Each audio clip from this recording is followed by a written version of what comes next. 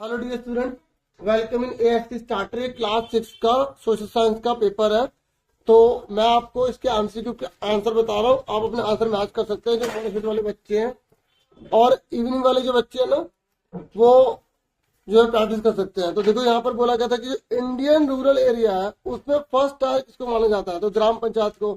Second tier किसको माना जाता है, पंचायत समिति को। थर्ड डिस्ट्रिक्ट पंचायत को। तो आपसे सेकंड पूछे थर्ड पूछे तो आप बता देना। यहाँ पर फर्स्ट पूछा था, ठीक है।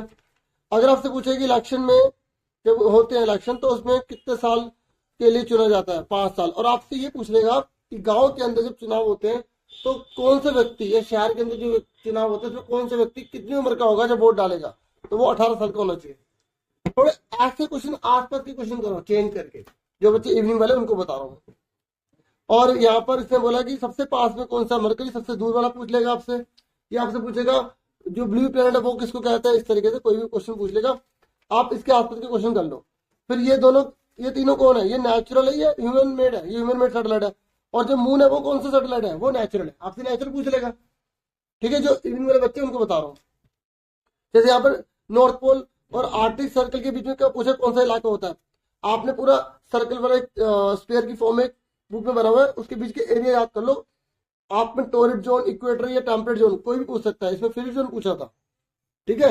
जो इसमें क्वेश्चन आए ना इसी के आसपास के क्वेश्चन कर लो। 6th क्लास वाले बच्चों को बता रहा हूँ क्योंकि आपका पेपर इतना डीपली नहीं बनाया जाता, तो आपको इससे बहुत हिंट मिल जाएगी। बाकी रूस में कितने मानक समय को अपनाया गया, तो यहाँ पर जैसे रूस ने कितने को अपनाया तो 11, तो आप 11 पे टिक कर देंगे, ठीक है। और ये 7वां क्वेश्चन है, इसका आपका आंसर सी है। मैंने टिक ये लिखा हुआ है ना, ये आंसर बच्चे मैच करते जाना।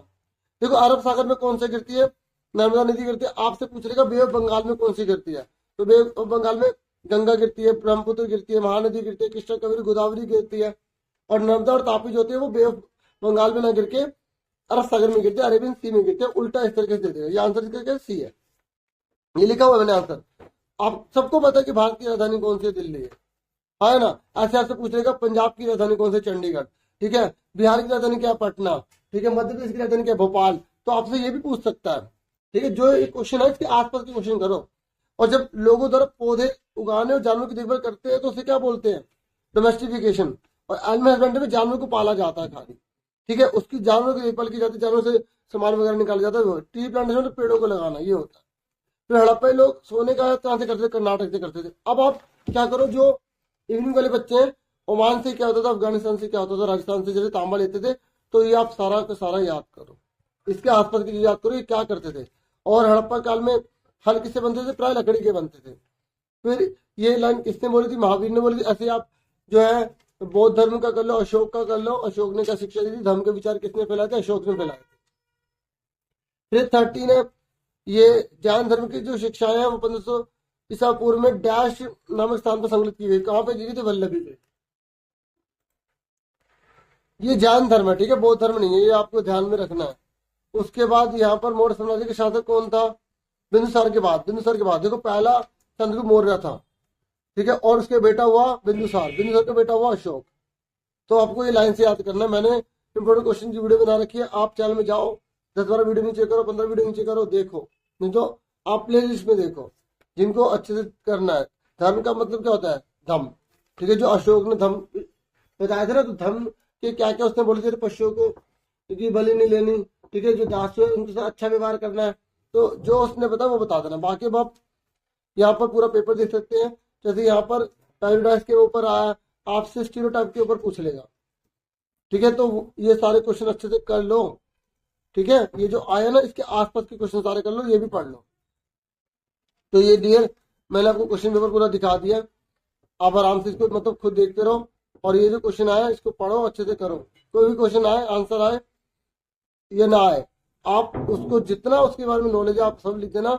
और जो क्वेश्चन है उसी से रिलेटेड चीजें लिख देना। पर छोड़ के कोई क्वेश्चन का आंसर मत आना। खाली से छोड़ोगे तो गड़बड़ हो जाएगी, दिक्कत हो जाएगी। कोई भी क्वेश्चन आता है छोड़ना। पैसेज है, पैसेज को बहुत अच्छे से इस्तेमाल करना, उसे यूज करना, सही से पैसेज करना, ठीक है। पैसेज इसमें ढूंढ के करने होते हैं आंसर, ठीक है। प्रैक्टिस के तौर पर आप इसको यूज करो। जो पेरेंट्स देख रहे हो बच्चे को अच्छे से करवाए, एक चीज पढ़ाएं सही से। चैप्टर की रीडिंग करना अब काफी नहीं रहेगा, उसको समझ के अच्छे से अप्लाई करना भी आना चाहिए। पैसेज केवल हिंट के लिए होगी, जो बच्चा जानता होगा वही से लिख पाएगा। ठीक है, इंग्लिश मीडियम और हिंदी मीडियम आप दोनों देख सकते हैं, आराम से कर सकते हैं।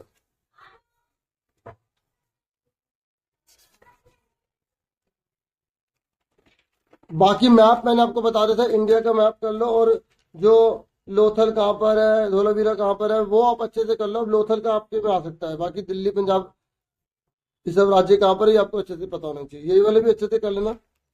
ठीक है, 5 नंबर का है। तो डियर इतना ही है इस वीडियो में, और बाकी जब ऑफिशियल आंसर आएंगे ना इसके बाकी के, तो वो भी आपको अलग से वीडियो अपलोड कर दी जाएगी। ये विजुअल इम्पेयर्ड बच्चों को करना, आपको नहीं करना है, आपको मैप करना है। ठीक है, इतना ही था इस वीडियो में। Thank you for watching and listening carefully. Take care students.